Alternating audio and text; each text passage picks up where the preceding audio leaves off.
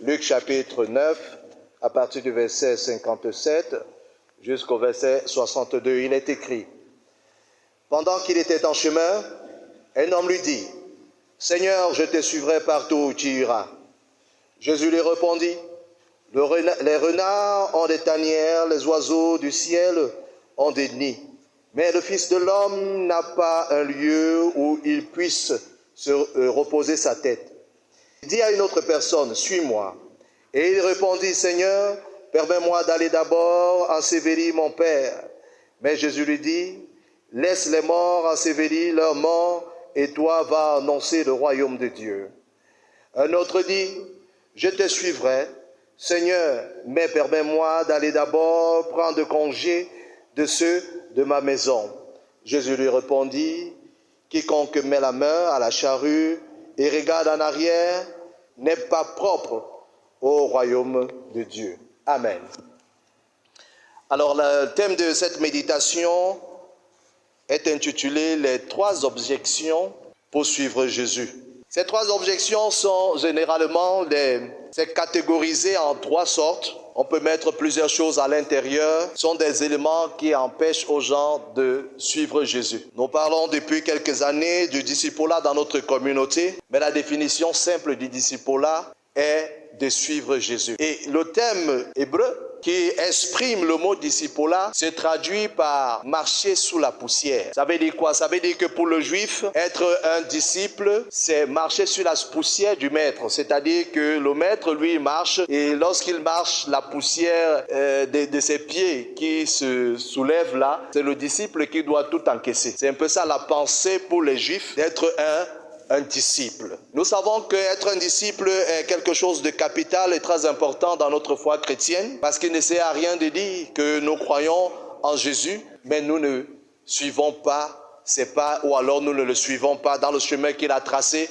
pour nous. Alors, si nous ne sommes pas en train de suivre donc Jésus dans le discipulat, qu'est-ce que nous sommes donc en train de faire? Quel est le chemin dont nous sommes en train d'emprunter? Ce qui est sûr, ce chemin-là, c'est un chemin qui peut apparemment être un bon chemin, mais c'est un chemin qui peut mener à la perdition du moment où ce n'est pas le chemin que Jésus, lui, il a tracé. Il y a donc 3 messieurs qui sont venus donc auprès de Jésus. Le premier a dit à Jésus: laisse-moi te suivre. En fait, il a pris un engagement. À cette catégorie de personnes, on ne peut pas dire qu'ils ne croient pas en Jésus. Il avait vu des miracles, il savait ce que Jésus était capable de faire, il reconnaissait Jésus comme son Seigneur et Sauveur, mais la seule chose qui lui manquait, il avait de la peine à suivre Jésus. Il prend même un engagement en disant que laisse-moi te suivre. Et Jésus donc va lui donner une réponse, que les renards ont des tanières, les oiseaux ont des nids, mais le Fils de l'homme n'a pas où poser sa tête. En fait, Jésus était en train de lui dire qu'il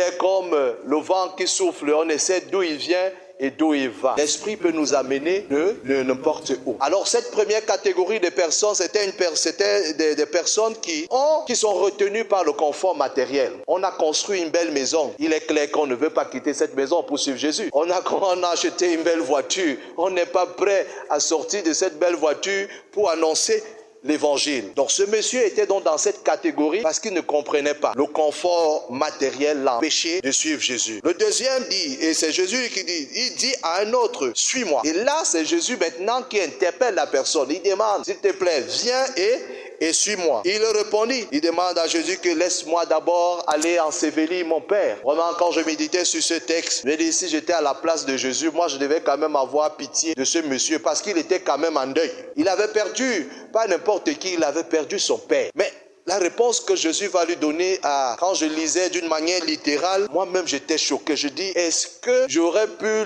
laisser d'ensevelir mon propre Père et de suivre Jésus? Jésus lui dit que laisse les morts ensevelir leurs morts. Et toi, va annoncer le royaume. Jésus nous dit clairement ici, là, parce qu'il s'agit de ces paroles, que le ministère d'enterrer les morts n'est pas plus important que d'annoncer le royaume de Dieu. Et je crois que Jésus utilise ici un superlatif pour nous communiquer, pour nous montrer l'urgence, l'importance suprême, la grande commission, qu'il n'y a rien qui peut nous empêcher. Si Jésus dit à quelqu'un, va pas enterrer ton père, va annoncer l'évangile. Ça veut dire qu'annoncer l'évangile devient donc quelque chose de très sérieux pour lequel on ne peut pas s'amuser, puisqu'il s'agit de la parole du Seigneur. Le verset 61, le verset 61, qui est la troisième personne, il dit, lui, il prend l'engagement, il dit que je te suivrai, Seigneur, mais permets-moi d'aller d'abord prendre congé de ma famille. Lui, il était retenu par une cause familiale et les relations sociales. Souvent, notre famille ou alors nos relations, notre classe sociale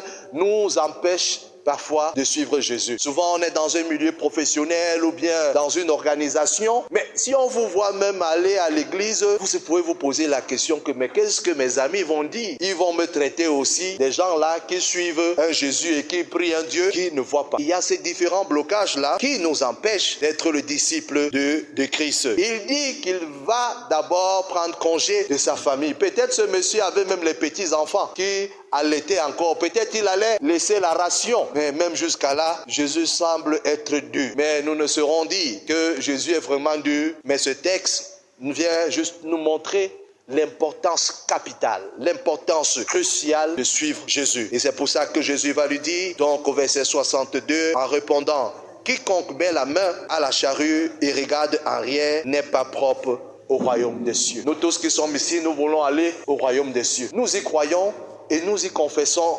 Nous le confessons même d'ailleurs. Mais lorsqu'on regarde dans ces trois catégories de personnes, dans quelle catégorie de personnes nous nous situons? Ou alors, dans quelle catégorie nous avons besoin de faire encore beaucoup d'efforts pour davantage suivre ce Jésus avec beaucoup de pertinence. Jésus semble nous dire que rien dans ce monde n'est plus important que d'aller annoncer le royaume et surtout de le suivre. Bien-aimés dans le Seigneur, sur ce, que Dieu bénisse sa parole. Amen.